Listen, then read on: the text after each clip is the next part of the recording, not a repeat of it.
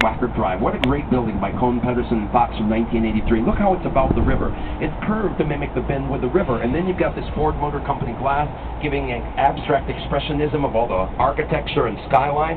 Look at the nautical symbol on the lobby housing the mechanicals, and watch, it's going to become a window motif on 225 West Wacker.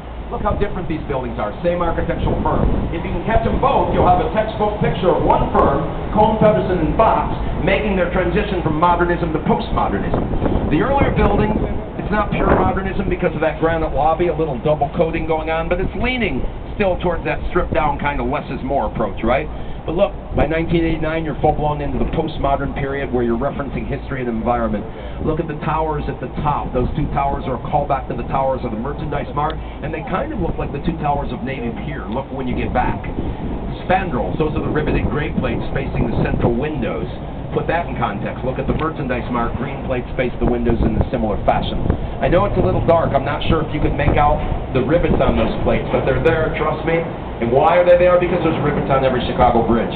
In postmodernism, you're always paying attention, referencing history and environment. The Builders Building of 1927 on the right got a very nice addition in 1986 from Skidmore, Owings & Merrill. See the two halves of the building? You can see the newer half. Kept the composition the same framing, right? But can you see the one change?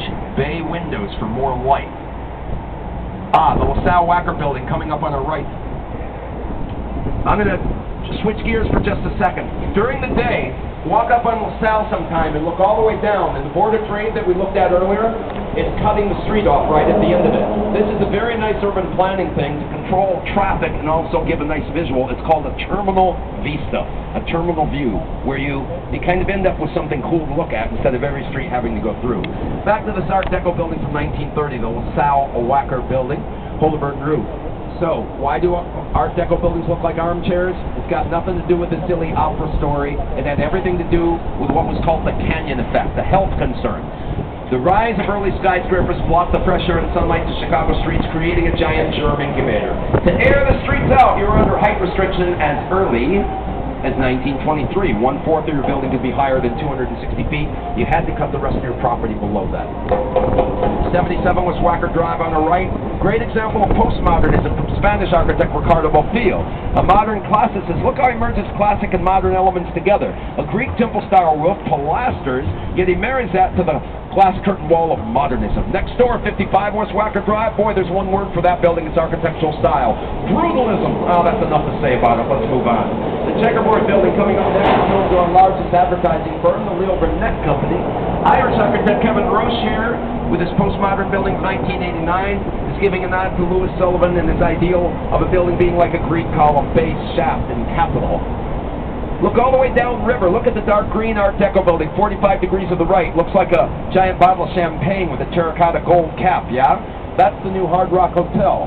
Now, the fact that it looks a bit like a bottle of champagne might have been intentional.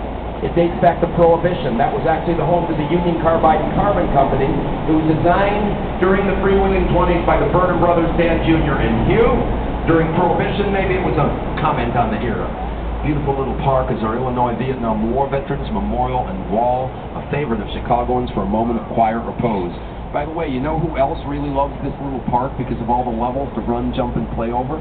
Those new urban athletes on the cusp of a brand new sport. It's called parkour, from the French for obstacle course.